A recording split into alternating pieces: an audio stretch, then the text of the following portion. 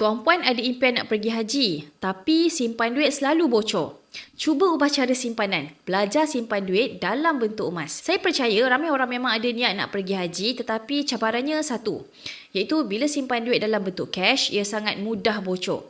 Hari ni simpan, esok guna, lusa dah habis. Sebab itu, kalau tuan puan betul-betul nak disiplinkan tabungan pergi haji, antara cara yang lebih praktikal ialah simpan duit dalam bentuk emas. Contohnya, kalau tuan puan simpan 1 bulan 1 gram emas selama 5 tahun, tuan puan boleh kumpul sekitar 60 gram emas.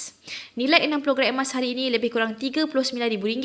Dan yang paling menarik, bila kos haji meningkat, emas juga nilainya akan ikut meningkat. Jadi tuan puan, simpanan kita lebih terlindung oleh inflasi berbanding simpan duit semata-mata yang mana nilai dia makin menyusut. Selain itu, bila simpan emas, kita juga biasanya lebih sayang nak guna emas tersebut. Sebab itu simpanan jadi lebih susah nak bocor dan lebih mudah tuan puan nak capai matlamat. Kalau tuan puan nak mula dengan cara yang mudah untuk menabung emas, tuan puan boleh mulakan tabungan pertama melalui akaun emas Gap Pardigold. Tak perlu komitmen bulanan, tak perlu yuran tahunan dan boleh simpan emas mengikut kemampuan.